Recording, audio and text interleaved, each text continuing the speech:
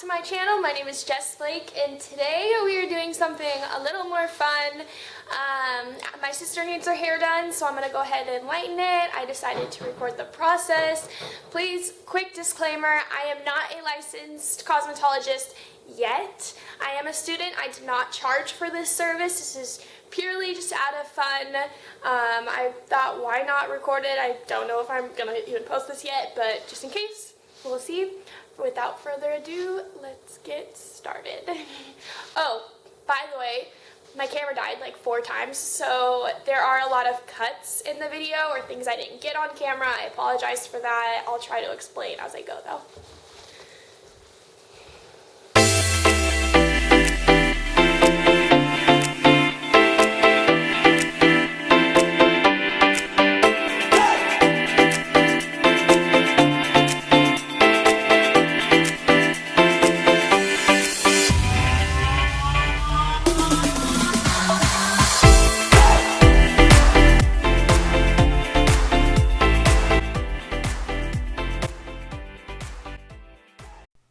Alrighty guys, so to start off all my clients, I do always just pick my parting depending on the curvature of the head. The reason why I do this is to make sure that my clients are getting custom blends as well as working for their exact needs and what they're looking for.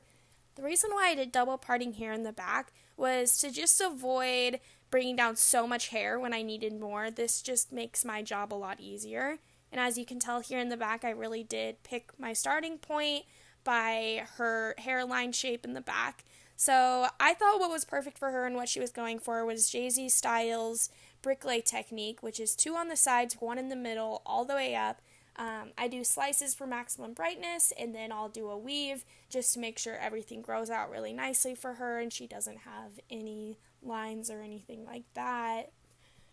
To start, I did use Matrix V-Light Lightener with 10 volume. The reason why I started with 10 was because I have never done her hair before, so I wanted to make sure that there were no surprises, and her hair is beautiful and it held in great. So I did end up switching to 20 volume once I got to the top, but I would rather play it safer than sorry on my clients.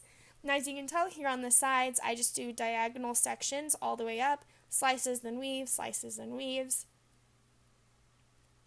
And what foils I'm using are Framar's foils. I love these foils. It's the only foils I use. I love them because they don't slip, so I'm not going to have any bleeding, as well as when I do pull them out of my client's hair when they're done processing, they aren't going to rip at her hair as well. So I love these, as well as my Framar painted brush. The bristles on these are so smooth. I absolutely love them.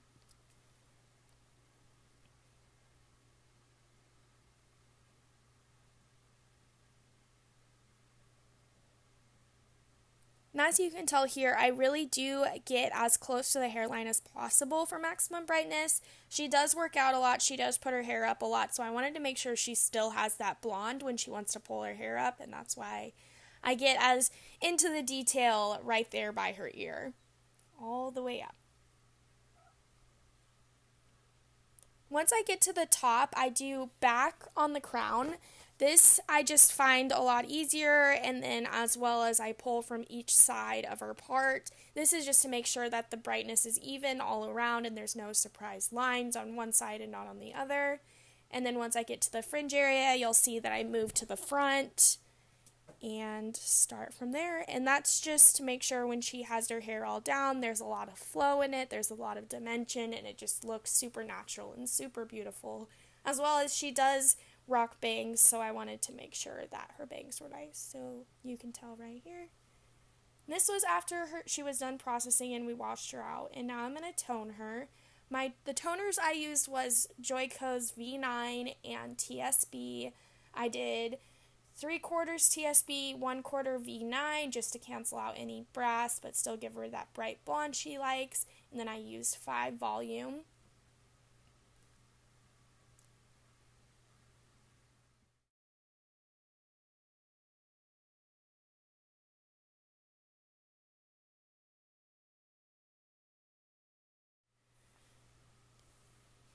When I tone, I do start at the back and make my way up. The reason why I do this is the hair is a lot more porous around the fringe area, so I want it all to process at the same time, and I don't want her front to be super, super blonde and then the back to not be as blonde. So here I go in with the detangler spray, and now I'm just doing her cut consultation to just make sure that everything works well for her.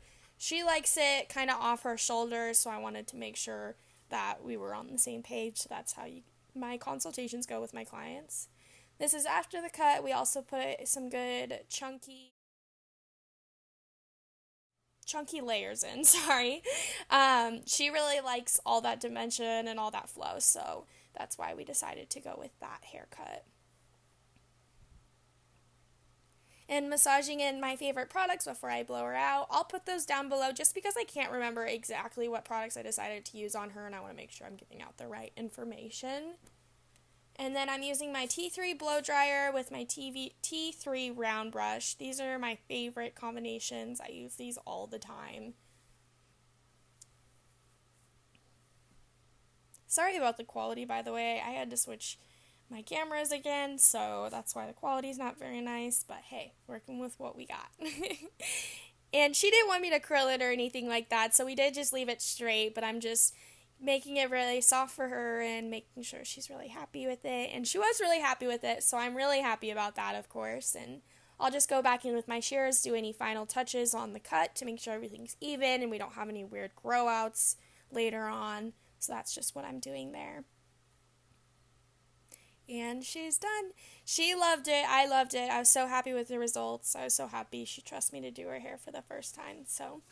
And it'll show here at the end.